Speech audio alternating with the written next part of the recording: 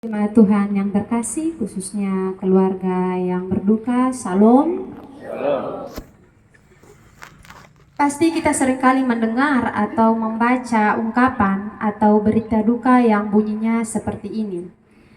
Telah meninggal dunia dengan tenang. Ini seringkali dipakai. Jarang sekali, bahkan tidak ada sama sekali kita menemukan ungkapan atau berita duka yang berkata telah meninggal dunia dengan gelisah, atau telah meninggal dunia dengan ketakutan, atau marah-marah, dan lain sebagainya. Yang selalu tercantum adalah telah meninggal dunia dengan tenang.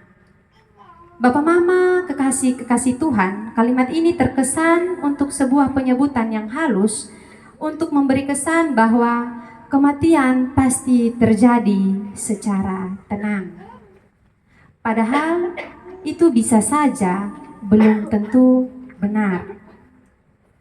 Meninggal dunia dengan tenang tidak seduga yang kita duga. Meninggal dunia bukan perkara yang kecil yang bisa terjadi dengan mudah dan juga tenang. Meninggal dunia terjadi melalui sebuah proses dengan berbagai gejolak perasaan yang menyulitkan kita untuk meninggal secara tenang. Ada berbagai macam gejolak dalam hidup sehingga bisa membuat kita semua belum siap untuk menghadapi kematian.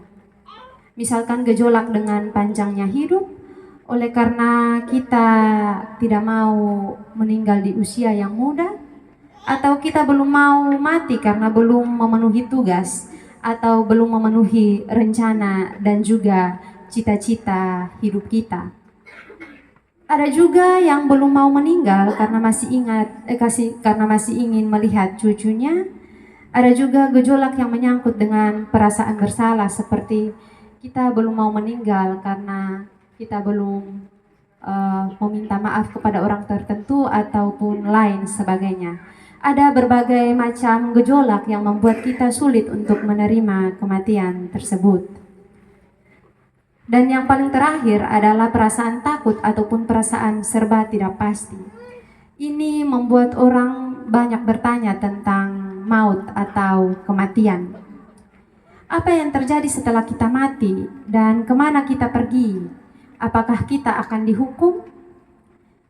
Bapak Mama, kekasih-kekasih Tuhan, ini bisa menjadi perasaan-perasaan terakhir dari orang-orang yang mendekati ajal. Ketidaktenangan menjelang kematian disebabkan oleh rupa-rupa hal dalam kehidupan kita. Setiap orang akan merasakan turun dan naiknya atau tidak tenang dalam menghadapi kematian. Kita akan merasa terpisah dari hidup ini, berpisah dengan semua orang yang kita kasihi, melepaskan semua kegiatan yang kita sukai, bahkan kehilangan segala sesuatu yang telah kita miliki selama kita hidup. Bapak Mama, kekasih-kekasih Tuhan, melalui bacaan Mazmur pasal 88 saat ini, sebuah nyanyian pengajaran tapi juga pernyataan secara jujur dari dalam hati manusia. Mazmur ini menyatakan secara jujur perasaan manusia yang merasakan ketidaktenangan, sehingga ia berdoa begini: hidupku sudah dekat dunia orang mati, aku telah dianggap termasuk orang-orang yang turun ke liang kubur. Padahal pemazmur ini masih ingin membuat banyak hal untuk Tuhan, untuk sahabatnya, untuk teman-temannya, dan juga untuk keluarga. Sehingga dia meminta jangan dulu dihentikan hidupnya, dan ia berkata dalam ayatnya yang ke-11 hingga ayatnya yang ke-13, apakah yang kau lakukan keajaiban bagi orang-orang mati? Masakan arwah bangkit untuk bersyukur kepadamu? Dapatkah kasihmu diberitakan di dalam kubur dan kesetiaanmu di tempat kebinasaan? Diketahui orangkah keajaiban-keajaibanmu dalam kegelapan dan keadilanmu di negeri segala lupa? Kalau pemazmur saja menjadi gelisah ketika menghadapi kematian, apalagi kita sebagai manusia. Sebab itu Kristus menolong kita untuk percaya tentang arti dari sebuah hidup.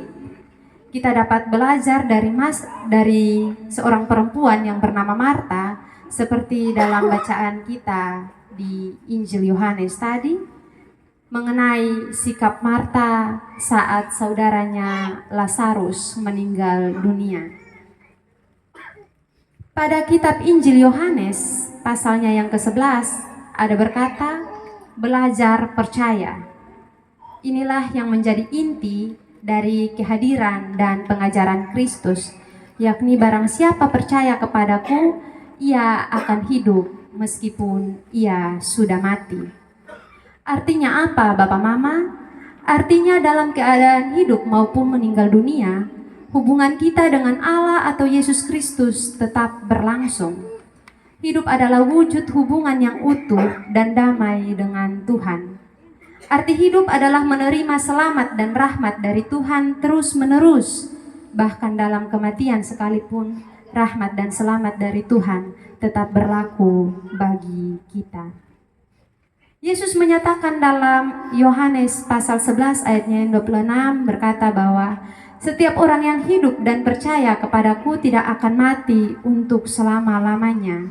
Di sini Yesus menjamin kematian setiap orang percaya dengan berkata, akulah kebangkitan dan hidup. Jaminan setiap kematian orang percaya terdapat pada Yesus Kristus. Inilah ajaran Yesus kepada Marta saat menghadapi kesulitan dalam hidup. Sulit sekali bagi kita sekalian untuk mengerti ajaran Yesus ini. Namun Marta menyaksikan sendiri bagi kita dan ia memilih untuk tetap percaya sehingga ia berkata bahwa ya Tuhan, aku percaya bahwa Engkaulah Mesias.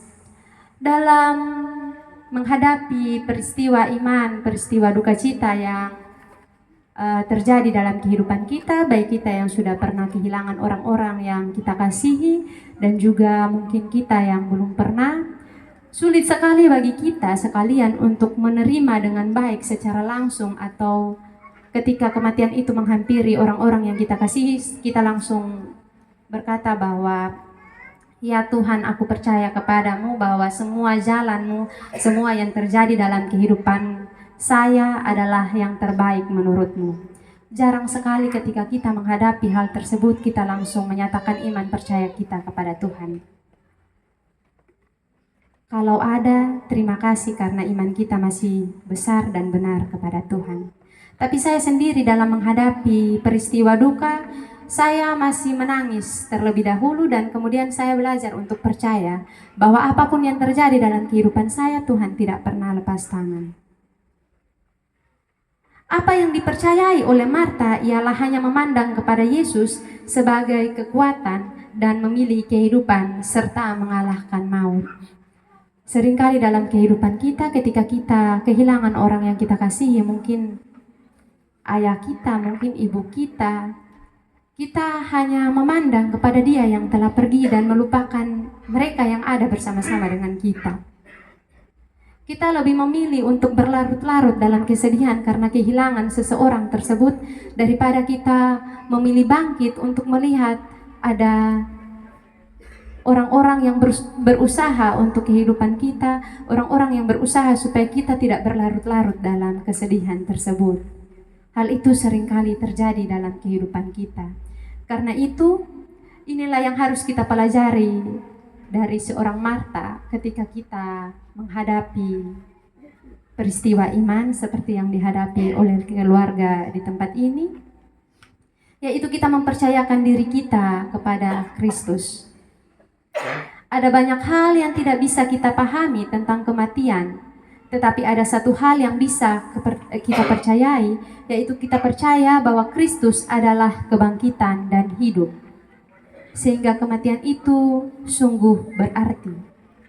Sebagai orang Kristen, kita selalu meyakini bahwa kematian itu menjadi satu-satunya jalan untuk kita bertemu dengan pencipta kita, untuk kita bertemu dengan kehidupan kita. Setiap kali ada pertanyaan bahwa kalau kita mati, kita mau masuk surga atau neraka, kita selalu jawab bilang mau masuk surga. Artinya kita mau bertemu dengan pencipta kita. Tetapi ketika untuk menghadapi kematian itu sendiri kita masih takut. Bapak Mama, belum ada jalan lain untuk ke sorga selain daripada kematian. Hanya ada orang-orang terpilih pada waktu zaman dulu yang mereka bisa diangkat secara hidup-hidup untuk ke sorga.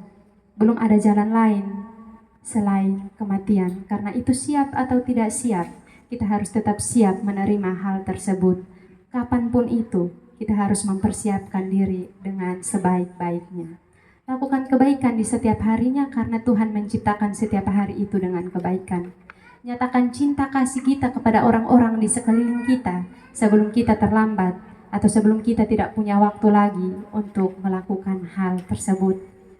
Bapak Mama kekasih Tuhan, di akhir dari renungan ini ada sebuah cerita pendek.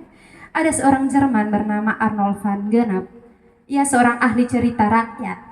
Ketika ia menyelami banyak cerita-cerita dari masyarakat, dia menemukan satu fakta bahwa kematian merupakan peristiwa yang mencabik keutuhan keluarga, menimbulkan luka yang paling hebat dalam hati bagi setiap kita yang ditinggalkan. Mereka yang menangis, meratap dan bertanya-tanya, berkabung dan hanyut dalam duka yang mendalam. Itulah dampak dari sebuah kematian.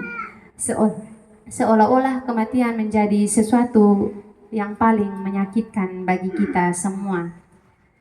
Tetapi pernyataan ini dibalas oleh seorang yang bernama Thomas Lynch.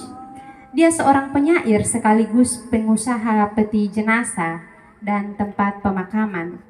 Dia berkata begini, tangisan, ratapan dalam kematian adalah nada paling romantis.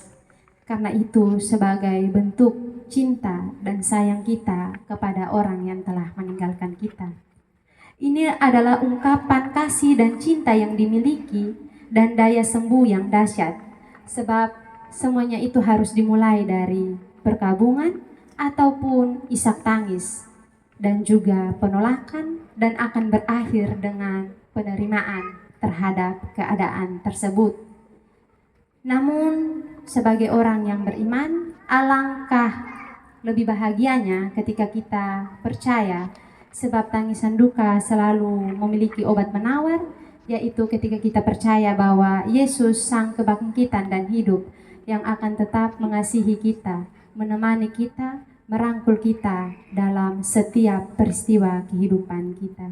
Kiranya firman Tuhan ini menolong kita semua, terkhususnya bagi Mama dan kedua buah hati serta semua keluarga yang berduka, untuk tetap melanjutkan hidup dengan tanpa kehadiran sosok suami, ayah, anak, dan saudara terkasih Bapak Dani Nalok.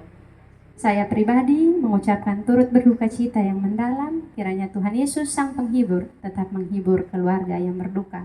Amin untuk firman Tuhan.